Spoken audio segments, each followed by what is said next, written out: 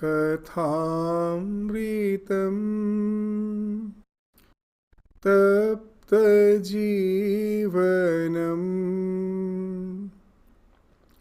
कविभिरीरितम्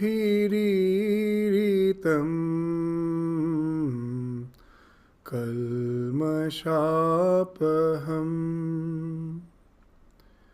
श्रवणमङ्गलम्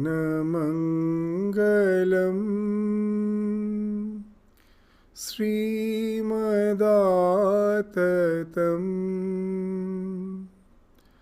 भुवि गृह्णन्ति ये भूरिदा जना.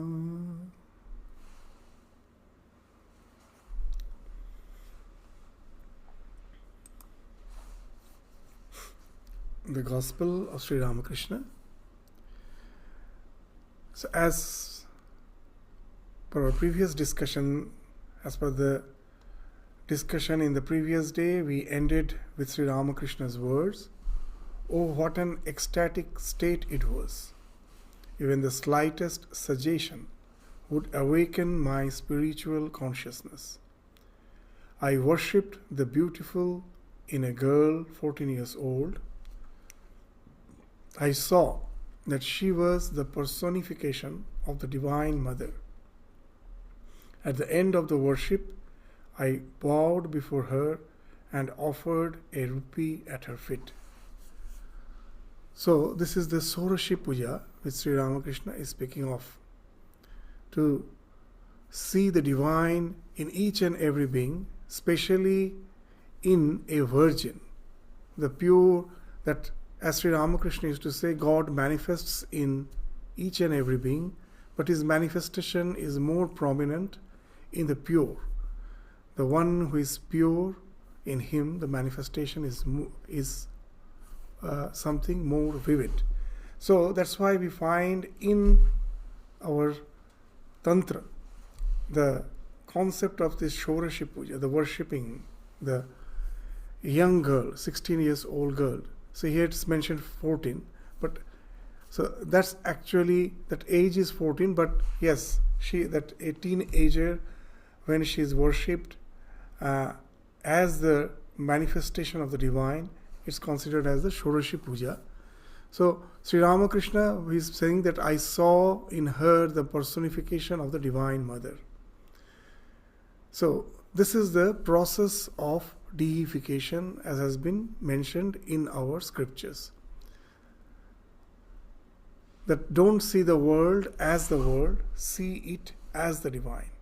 As we find the very first verse, the first mantra of the Isha Upanishad indicates that. What it says, Ishavasyam idam sarvam yat kincha jagatyam jagat tena tyaktena bhunjita ma gridaha kasyasi dhvanam. So this first line, Ishavasyam idam sarvam yat kincha jagatyam jagat, that pervade the entire creation with the Lord, with the Isha, with the Lord, pervade the entire creation. He is there in each and every being in this universe, each and every particle in this universe, animate, inanimate, whatever we see is nothing but the manifestation of the divine. So those who are just superficial onlookers, they come and say that in India we find that they worship the tree, they worship the river, they worship the stone, they worship everything. Actually, no one worships the river, no one worships the tree, no one worships the stone. That with this idea that it is the divine who is pervading the entire universe, it is the divine who is being projected as the universe. With this idea, the worship is being done. So we are seeing the divine in each and every particle in this universe. That Kashi ke har kankar hai bhole shankar. So this is a wonderful way of respecting others, by seeing the divine in each and every one. If we can see that, we will find that with whatever the person may be, that is just his exterior, that doesn't define him. As we say, that when a small child has done something silly, and the father or the mother says that you are stupid, it is a false statement. It is untruth. Why it is untruth? In our scriptures they say that Satyam vada priyam vada. Speak the truth, speak the pleasant truth. Why the pleasant truth? Because the unpleasant truth, it may appear as if I am truth. I am very straightforward, I am speaking the truth. But in most of the cases, the unpleasant truth is no truth at all. Just in this case, the child has done something silly, and if I say he is stupid, then as if I am defining the core of the child as something stupid. As if through eternity he is going to be stupid. That act was stupid. That doesn't mean that throughout his life he will be doing something stupid. So what's the better way of saying? Better way of saying is, I have such a great expectation from you. I never thought that you will do such a silly act. So that's the correct sentence. That as the core of the being is concerned, he is divine.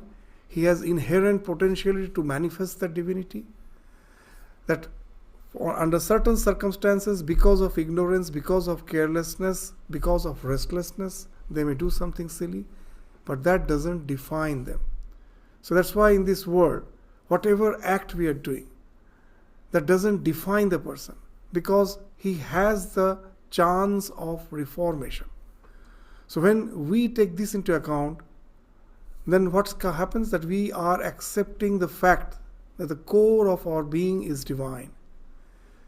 That we never, in Vedanta, divide the world into good and evil. This partition is not there. That everything is good.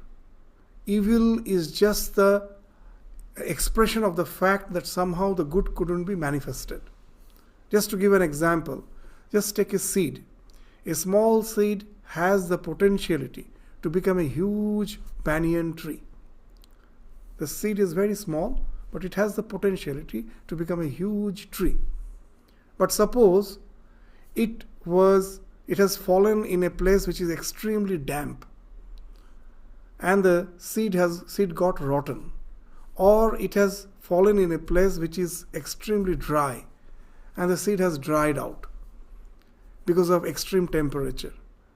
So now this rotten seed, the dried seed, is just the expression of the fact, is just the manifestation of the fact that the potentiality within the seed couldn't be realized because of lack of proper environment.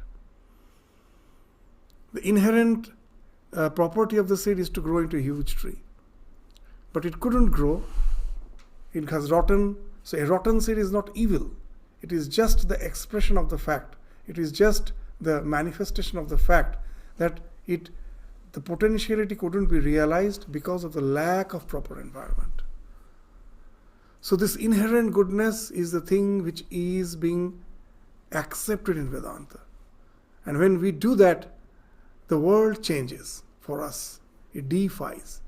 So in these ideas we will find even everywhere. In Durga Puja, we will find that the Mahasnana of the Devi for all the days of the puja is with so many items. All those items you have to procure throughout the year. Those who do the puja very seriously, it's not an easy task. So where some boar has dug the soil in a forest, that soil which has been dug by the boar, that is one of the ingredients. Just we are saying that so many ingredients, so many types of soil, so many waters of the river, and even the soil of the courtyard of a ill-reputed lady, the prostitute. So from the soil of the courtyard, that is also used. What's the idea? When with all these ingredients I worship the divine. And after the worship, when I go out again to the world, intermingle with the world, whatever I see, good or bad, has somehow got associated with the worship of the divine. And now it helps me to see the divine everywhere. And the question of creating a hierarchy of good and evil falls off from our mind. And that's the thing which we find how nicely has been manifesting in the life of Sri Ramakrishna. That and it is for him not a mere practice, for us it is a practice. For him, he is in the state of Vijnani. As he said, that when you are in your spiritual practice, when you are proceeding in your spiritual practice, you are evolving. In the initial stage, of course, you have to renounce, negate everything. Neti, neti. But by negating everything, when you go to the realization, after the realization, when you come back, then everything becomes iti, iti. What you see? Everything is nothing. That whatever you have negated is actually nothing but the manifestation of the divine. As he used to say, that when you are climbing the stairs, you are as if negating each stairs. To go to the next stair, I have to negate the previous stair. That's how I climb the stairs. And when I go to the terrace, what I find? That the stairs and the terrace is made of the same material. So when I am coming down, that's the realization. What I have negated is nothing, but the same, in essence, is the same. The matter by which my destination, that the terrace was my destination. The essence of the terrace is the same essence of all the stairs. It's the same material constitutes both the terrace and the stair. So that's the state of Vijnani, which Sri Ramakrishna speaks of. In Viveka Chudamani, they say a very interesting thing. For such a person, when he comes down, for him, the worship is spontaneous. It is not that he is assuming that everything is divine and worshipping. He really sees the divine in each and every corner of the universe, every particle of the universe. As Sri Chaitanya Mahaprabhu used to say, Jatra Jatra Netra Pore, Tatra Tatra Krishna Sfure. That wherever my eye falls, I see nothing but Krishna and Krishna alone. From each and every speck of dust of this earth, I see Krishna popping up. So that's the expression of Chaitanya Mahaprabhu. It is not a matter of belief. It is something which they really have realized, and that's what they see. With Viveka Chudamani, we will find there is a very nice definition of sadhana. What is spiritual practice? Spiritual practice is nothing but imitating the way of life of an illumined soul. For them, that is spontaneous. They see the divine everywhere. When I try to imitate his way of life, that becomes a spiritual practice for me. So Sri Ramakrishna's entire life is his way of life. Whatever he is doing, whatever he is saying, is there for us to imitate. As we will find, that's what Swami Vivekananda is saying very nicely. When he returned from the West, he has already established the Belur Math. New novices have started coming. So one day, one young brahmachari asked Swamiji that why don't you give us specific guidelines of what to do, how to spend this monastic life. And then Swami Vivekananda then says a very nice thing. In Bengali he says, Ja korar tar dher beshi korechi, tora shudhu dege ja. So this, what it means, that what has to be done in life, I have done more than that. It is something superfluous. It is exemplary. Tora shudhu dege ja. This dege jawa in Bengali is very interesting. Even in the modern Bengali language, it is not used. In the olden days, this term was used. What is dege jawa? That when a small child is learning to write, it is learning to write. How it learns to write? The parent first writes the alphabets or the digits. First he or she writes it, or the teacher writes it, and they help the child to hold the pen or the pencil and to scribble over the already written alphabet or the digit. That's how we have all learned to write, isn't it? By scribbling over the already written alphabets, we have learned writing. So that's what Swamiji is saying, that in the so-called page of life, whatever has to be written, we have written. Just go on scribbling over it, your life will be formed. So this, what Sri Ramakrishna is saying as an example, which is finding expression as a spontaneity in his life, is something for us to scribble over it, to imitate, to try to see the divine in each and everything. And that will entail in spiritual evolution. That's we will find in the next section. That's what he is describing in his life, that how spontaneous was that the process of deification in his life after his realization. What he's saying, one day I witnessed a Ram Lila performance. I saw the performers to be the actual Sita, Rama, Lakshmana, Hanumana and Vibhishana. Then I worshipped the actors and actresses who played those parts.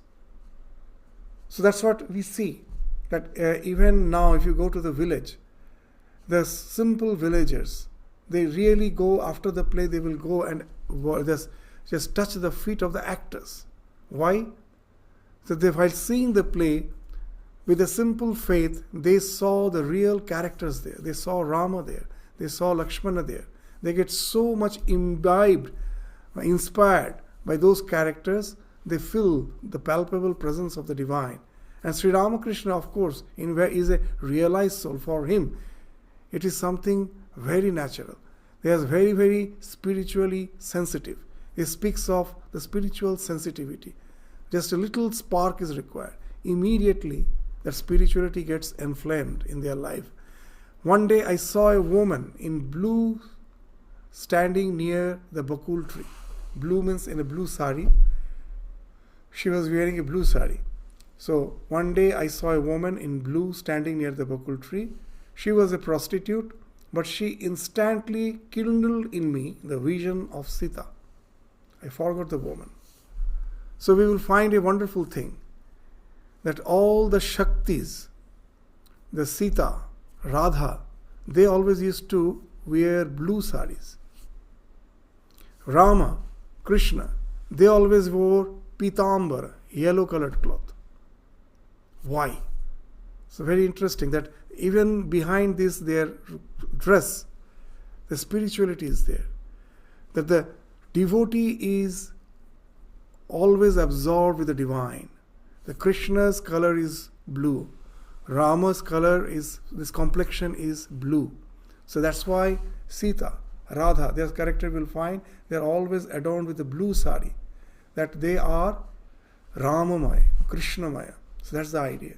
And if we are a true devotee, then God also as if takes the form of the bhava of the devotee. That's why we find that Krishna, means the Radha's complexion is golden complexion, yellowish golden. The Sita is of that bright complexion. So that's why they are pitambara, they are wearing the pitambara. So Krishna and Rama, they are this Radhamaya and Sitamaya respectively, and just the vice versa. This Sita is Ramamaya Jivita. His entire life is saturated with Rama, constantly thinking of Rama. He has nothing but the thought of Rama in his life. So that's why, to express that as the sari that she is adorning, that is always blue. That's the complexion of Rama. So she is here we find that it's actually a prostitute. Just was wearing the blue sari, and seeing that, immediately Sri Ramakrishna has the bhava of Sita. Immediately she thinks it's the form of Sita and Sita alone. She was a prostitute, but she instantly kindled in me the vision of Sita. I forgot the woman. I saw that it was Sita herself on her way to meet Rama after her rescue from Ravana in Ceylon. For a long time, I remained in samadhi, unconscious of the outer world. So just see how that is anything of this world enkindles just the divine and divine alone. So for us, what's our Sri Ramakrishna is to say, Jamun bhav, tamun love. As is your attitude, so is your gain. As is your orientation, so is your gain. So the same thing. That's with us, it happens just the opposite. For a worldly minded person, anything in the world enkindles worldliness and worldliness alone. And for a spiritual person, just see, even a prostitute is enkindling the divinity. It has just become the opposite. So the reflexes can be changed. That in science we have studied that reflex. We have reflex. That sometimes that some of our thinkings, our actions, when it becomes extremely repetitive, then the instruction from our brain is not required, from the mind, that, see, this is the thing I have to do. It becomes a reflex, just like the knee jerk. It's a reflex. So for a realized soul, the reflexes changes. We find it has totally transformed. That's why Swami Vivekananda, when he saw Sri Ramakrishna, first he never believed. So once Sri Ramakrishna told that if I touch a coin, my hand gets repelled. I cannot touch any metal. Because metal speaks of some wealth. I cannot touch metal. Swami Vivekananda thought he is feigning. It cannot be true. That he just, his hand repels in pain. Okay, he doesn't like it, that I understand. But how can one's hand unconsciously repels in pain? He never believed. So one day he kept a coin under his bed when he was not in his room. Sri Ramakrishna was not in his room. He kept a coin under the mattress. When Sri Ramakrishna returned and sat on the bed over the mattress, immediately he jumped up. He called his nephew, Ramlal. Ramlal, please come and see if there is something under the mattress. And the coin was found. And then Swami Vivekananda was hiding to see what's his reaction. He was just behind the doors. He was watching what's happening. He came out. And Sri Ramakrishna understood that it is Naren and Naren alone who has done this. But he was happy. He was never annoyed with him. He said, Sadhu ke dine dekhbi, rate dekhbi, tobe sadhu bole janbi. See him, see a holy person day in and day out. And then know him to be a real, authentic spiritual person. Because spirituality is not a 24/7 affair. It can never be a part-time affair. It's not that just for a few hours I'm spiritual and rest of the day I am secular. It can never be. A spiritual person is day in and day out, 24/7 spiritual. So sadhu ke dine dekhbi, see him in the daytime, see him at night. And then you accept him as a holy person. And seeing that, Sri Naren also understood that what real education is. It is total internalization. So in his lectures we find he is defining that education is the nervous association of ideas. The ideas for us is something just for our knowledge. It never becomes a part of our being. We hear so many things.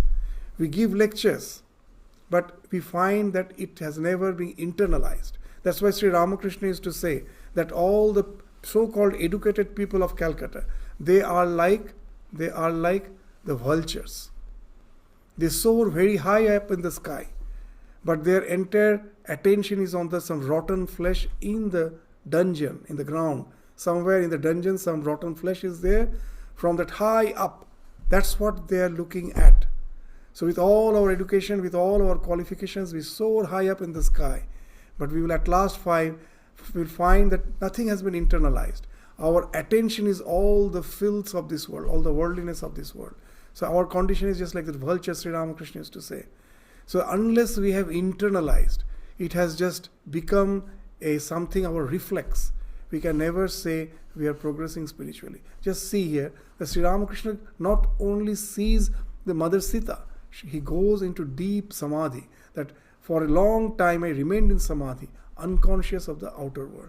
That's such a intense spiritual illumination he has just from that mere vision. Another day, I had gone to the Maidan in Calcutta for fresh air. A great crowd had assembled there to watch a balloon ascension. Suddenly I saw an English boy leaning against a tree. As he stood there, his body was bent in 3 places. The vision of Krishna came before me in a flash. I went into samadhi. Just see what wonderful thing. That we say Krishna is Tribhanga. That there are 3 bends in his body. What are the 3 bends? When Krishna is playing the flute, So with the hand he's holding the flute, there is a first bend in the elbow. One leg is crossed over the other leg, the second bend. And his hip is slightly tilted, third bend. So there are 3 bends in Krishna's body when we see him playing that flute. That's why he's called Tribhanga. So here an English boy, he was just leaning against a tree with his hands folded and one foot over the other. So here also, a mere English boy is having threefold. The elbow is bent and then one foot is crossed over the other, and as he is leaning against the tree, the hip joint is also a bit bent. So this 3 bends, Tribhanga, and just see how this association takes him immediately to the visualization of Krishna, and that takes him again into deep samadhi. Once at Shihor, I fed the cowherd boys. I put sweetmeats into their hands.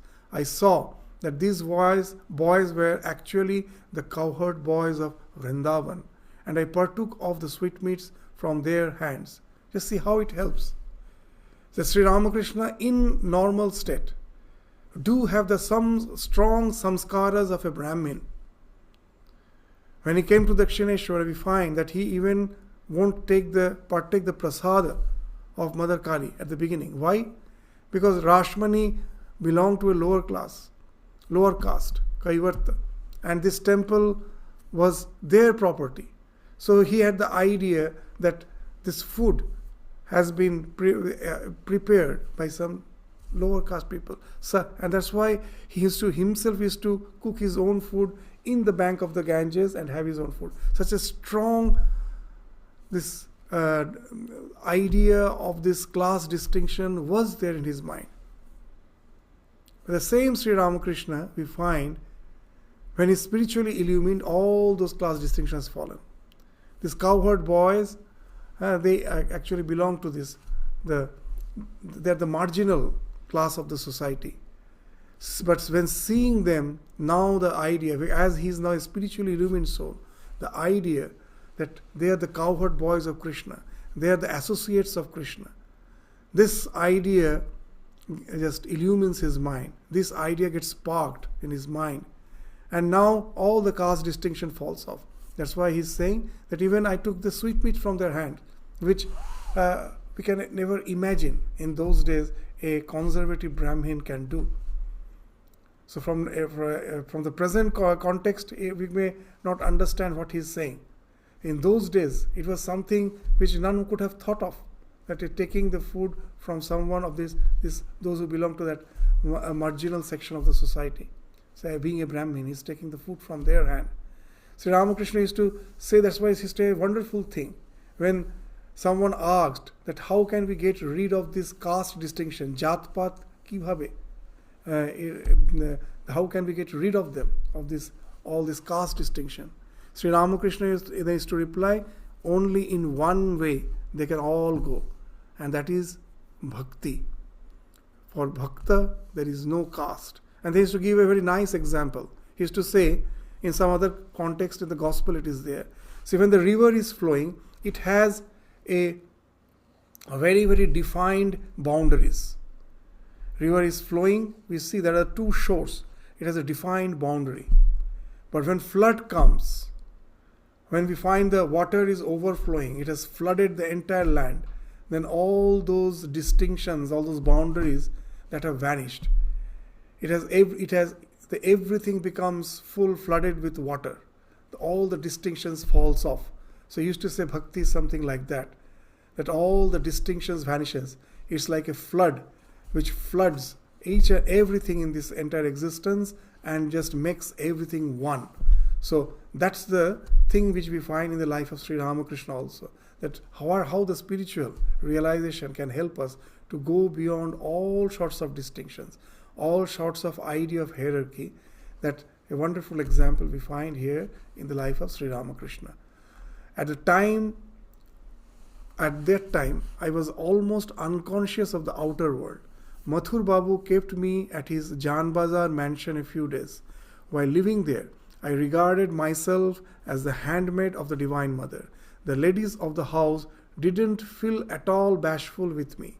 They felt as free before me as women feel before a small boy or girl. I used to escort Mathur's daughter to her husband's chamber with the maidservant. So these things are very wonderful examples. That when your mind becomes pure, it's not that only you see purity everywhere. The others also seeing purity in you. They just behave with you just the way they behave with a small child. That the ladies never felt ashamed. They were as if relating to some other ladies. They never felt ashamed, embarrassed in front of Sri Ramakrishna. This reminds us of the wonderful story of Shukadeva. Those who know the story of Shukadeva, how inspiring it is, that when he was in the mother's womb, there in the mother's womb he developed a tremendous detachment. He was already a spiritually illumined soul in the mother's womb.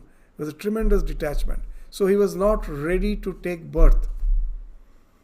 So as this Bhagavatam says, he was at last born as a young man. At the age of 18 he was born. And immediately after taking birth, he started running, being afraid of samsara. But Vyasadeva, who is the father of Shukadeva, he has a tremendous love for this child, this parental love for the child. So he was running after Shukadeva. Ha putra, ha putra. He's running after him. And Shukadeva as a young boy, but he has just taken birth, so naturally there was no dress. He was fully naked. He was running down the street. And then he was passing by the side of a reservoir where all the damsels, the nymphs, apsaras, they were bathing. As they were bathing, naturally they have kept their clothes on the bank of the reservoir, on the bank of the reservoir, and they were just bathing in the reservoir. Now when Shukadeva was passing by the side of the reservoir, they never felt ashamed. They just continued with their bath as usual. After some time, as Vyasa was following, when Vyasa was passing, after his son, he was chasing his son. When he passed, immediately the apsaras felt very much ashamed, embarrassed. They tried to just cover themselves with cloths, with all the dress they were having. They tried to cover themselves. And Vyasa was very much surprised. He was very much surprised. He said, "This is my young boy. Such a handsome young boy, he was running fully naked and you never feel embarrassed. And I'm an old person, seeing me, you feel embarrassed. How come it is?" And then all these apsaras, they replied that you are highly spiritually evolved. You have written the Bhagavatam, composed the Bhagavatam. You have divided the Vedas into 4 parts, compiled them. You are yourself highly spiritually illumined. But still in your mind, the trace of worldliness is still there. It has not gone. So seeing you, we feel embarrassed. But your son, his mind is fully pure. There is no trace of impurity. He's just like a small boy. Just in presence of a small child, we never feel ashamed. Similarly, in presence of this young boy, though he is a young youth, but his mind is as pure as a small child. So there is no question of feeling ashamed. And then Vyasa realized, after whom I am running, whom I am chasing. It is just useless to try to bring him back to, and then he forsook. He just renounced the attempt to bring Shukdev back home for the time being. Later, of course, again he devised some plan, which we are not bringing to the discussion today, to bring Shukdev back for a different purpose, for a mission, not from the parental love. To preach the Bhagavatam, he had to bring back. That's a different story we are not taking. But the idea is here this, that when you are just when your mind is pure, that even if you are not wearing any cloth, no one will embarrassed. we actually relate to the mind. You will say that it is all poetic. No, it's not poetic. You go to the National Geographic and just see the videos of all those tribals who don't wear any clothes. You'll find your mind in no way gets polluted. Because that's such a natural state, they never have the idea that, oh, we are nude, and that's the sense of body doesn't come to their mind. If the sense of body doesn't come to your mind, others don't feel any way embarrassed. And that's the concept behind the Naga sadhus too. That they are as having just as a small child. It is the parents who make them wear the cloth. They themselves don't wear the cloth. They have no sense of this body. That's why just to move without clothes is nothing for them. The sense of body has arisen in their mind. They're still in that nascent state, pure state. And the Naga sadhus move about that's naked because of that. That as we have no sense of body, then what's the question of wearing dress? We find when Swami Vivekananda returned from the West, and then he was accompanied by these Western ladies, and they were all traveling. Swamiji was traveling with them in a train, and in a railway station they saw these Naga sadhus, and this seeing them fully this naked, the Western ladies that almost shouted that how barbaric it is. How can someone in public place go this way? And immediately Swami Vivekananda was enraged. He asked them, stop shouting. Don't judge others' culture from your background. And then he told this wonderful thing, which was a revelation for them, that they grow naked because they have no sense of body. Just the way a small child has no sense of body and has no need for the dress. It's something similar to them. So the more you are pure, the more sign of purity is, then there is no sign of awareness of the body. We'll find a wonderful thing. We don't know how many times Sri Ramakrishna saw the face of Holy Mother. Very few times. Because she was always covered with a huge veil. Long veil. Even Sister Nivedita writes that how many times Sri Ramakrishna have seen Holy Mother's face, we don't know. Most probably he has seen just occasionally. Because even in his presence he used to have a long veil. But this Holy Mother one day, in the dead night, full moon night, was meditating in the veranda. It was in the India summer season, it's very hot in the tropical weather. So in the veranda of the Nahabat, she was meditating on a full moon night. This lady, who is always having the long veil, as she was fully absorbed in the thought of the divine, when her veil has fallen off, she has never seen. And Ramakrishna most probably was coming back from the side of from the pine grove. He went to the pine grove by the side of the Ganges. And that day something wonderful happened actually. The entire story goes like this, that Yogan, Swami Yogananda, was staying with Sri Ramakrishna in Dakshineshwar. So that day he was at night in his room. Suddenly Yogen Maharaj got up at night and saw Ramakrishna is not in his room. And immediately the doubt came in his mind. That just next to this Ramakrishna's room is that Nahabat where Holy Mother stays. Has he gone there? That he professes to be a holy man, does he still have this tinge of worldliness? So this doubt came to his mind. And he came out of the room and was hiding himself just to see where Ramakrishna is. His attention was on Nahabat. And it is he who first saw that Holy Mother sitting there meditating outside in the full moonlit night. The veil has fallen. And he understood that Ramakrishna is not there because Holy Mother is outside sitting there. Then where Sri Ramakrishna has went? So he was still hiding and waiting. And then suddenly he saw Sri Ramakrishna in those days, for the call of nature, they used to go outside. Most probably Sri Ramakrishna for the call of nature, went to the pine grove by the side of the Ganges, and he was returning. And this was the sight which made this Yogan Maharaj, at that time he was a young boy, have a sense of guilt. Oh, I was even doubting this holy man and this holy mother. Just see, she's fully forgotten our sense of body. The one who can never see her face, that veil has fallen off because she is not aware of his body. And Sri Ramakrishna is coming from the pine grove. And Sri Ramakrishna, when he was nearing, seeing Yogan, he understood what has happened. But as we said, he never used to get annoyed. That his idea was, see a sadhu in the day, in the night, and they'll know him to be a sadhu. So what are these incidents they speak of? That when you go beyond the sense of the body, that when you are totally absorbed in spirituality, your sense of body falls off.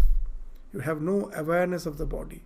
And then you are as pure as an innocent small child. The way you relate to the world through purity, the world also relates to you that way. Others also in no way feel embarrassed. They just treat you just like a small innocent child.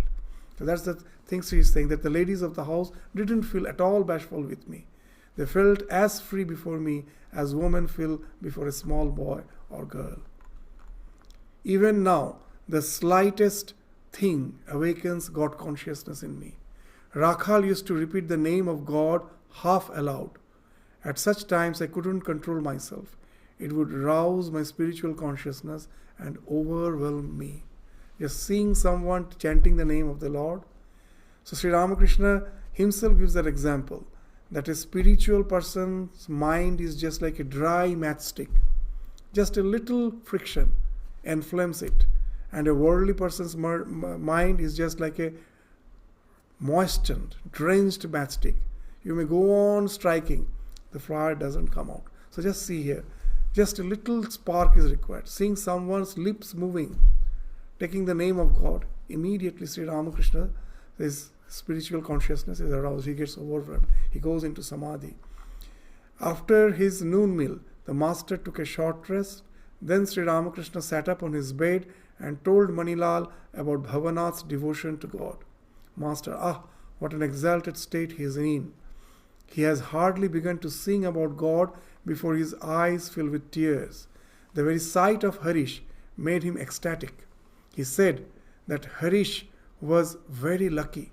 He made the remark because Harish was spending a few days here now and then away from his home.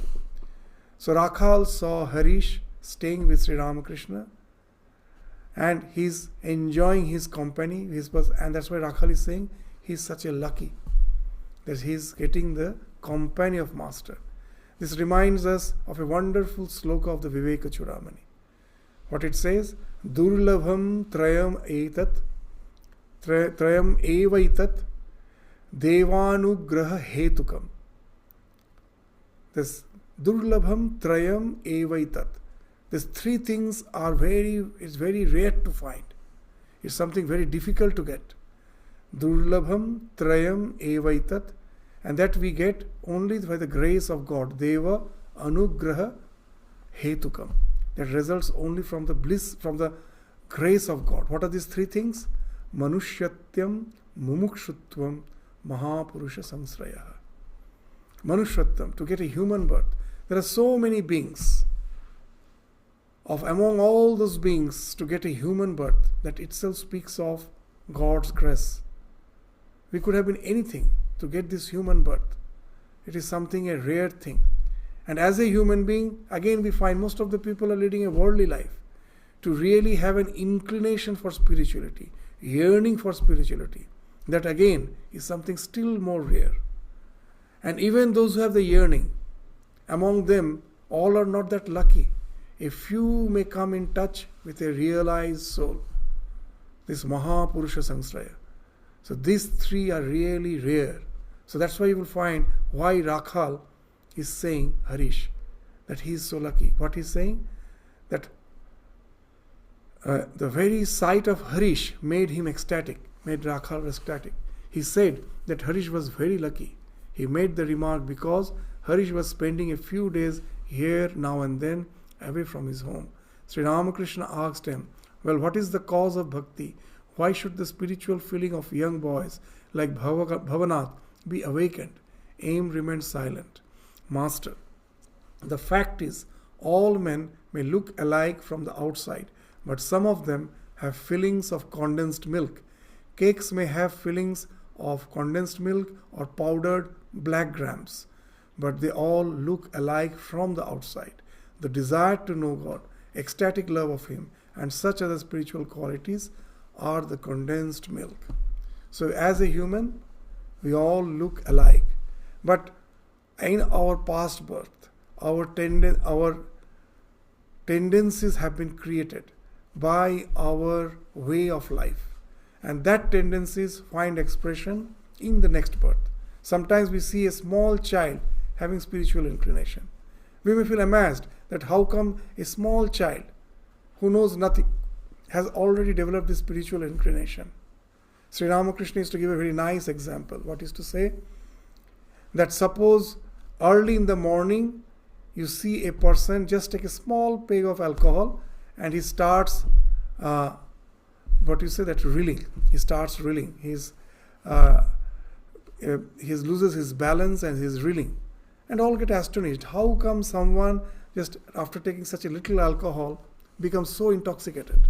And then Sri Ramakrishna remarks funnily that no one have seen, most probably throughout the night he was drinking. And that morning that small peg was sufficient to totally lose his balance. So we have not seen that, what throughout the night he was doing. So in the previous birth, what all practices they have done, we don't know. They have already been born with these samskaras. And that's why we see these tendencies in them. And that's what Sri Ramakrishna is saying. Those who are born with these tendencies, they look alike like any other human being. But their total samskaras are different. So they are like the condensed milk. In Bengal, they prepare something called pithe. So inside that pithe, inside that sweet meat, you can have fillings, different type of fillings. It can be the filling made of condensed milk, or it can be something very cheap like just the black gram. From outside, it looks alike. Only when you're eating, then you find out what the filling is. That's what Sri Ramakrishna is giving that example. That they all look alike, but we don't know with what samskara they are born. Some are born with that nice samskara. So that's why in Bhagavad Gita they say an interesting thing. Suppose in this life, I am a learned person. I have been gone through all those academic studies. I have a lot of degrees. But if I have not achieved any spiritual evolution and I haven't attained liberation, again I have to reincarnate. Then all this education is waste. Again I have to start from the alphabets, isn't it? So, but in Bhagavad Gita, Bhagavan assures a very interesting thing. That in this life, whatever you acquire, unless it takes you to the fulfillment, it's all waste. Suppose if we find that sometimes some bridge is under construction in India, we find. And then most probably on the halfway, because of some political complications, the construction is not over. So what happens? The bridge is never complete. So that's why it has never succeeded in getting completed, and all the money has been wasted. That as it hasn't been completed, all the money which you have spent is wasted. So wastage of the money is something like sin, and the incompletion of the bridge is called something that sequence has not been completed. It has not taken you to that ultimate this goal. So these are the two terms which has been used in Bhagavad Gita to say, but for spiritual practice, you never feel that anything is wasted. Whatever little you practice, that remains as samskara, and from there you start in your next birth. Because you have already developed the inclination. So in Bhagavad Gita, there's one nice sloka is there. Neha bhikramana shosti pratyavaya navidyate swalpam apyasya dharmasya trayate mahato bhayat. That whatever you practice, whatever tendencies you develop, how to define it? That yes, I may have to start again from ABCD, but the passion for studies, most probably I am born with that. So with a little effort, I can be a child prodigy. Very quickly I can learn. Though I have to learn again from the very beginning, but the process of learning can be very intensified, because I have forgotten the alphabets, the digits, I have forgotten all the things which I have studied. But the interest for study, the passion for study, that is there as a samskara within me, with which I am born, and that helps me to progress very fast in my spiritual journey. That's why even in the theory of evolution, there's a very nice thing. They say that it is just like recapitulation. Like when you on the computer, owning the computer is not like owning a bulb. When the switch is off, the bulb is off. When you on it, immediately it gets on. But you will find the computer takes some time.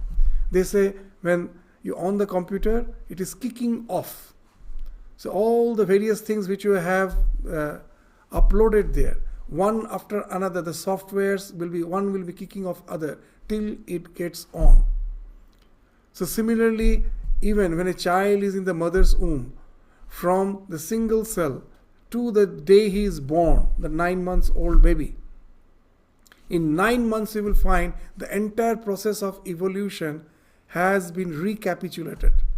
We start as a small bacteria. At certain stage in mother's womb, we had 2-chambered heart.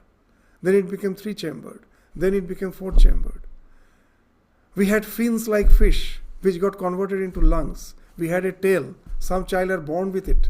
But for most of us, that falls off in the mother's womb. What it speaks of, that we all go through all the steps at last to be born as human.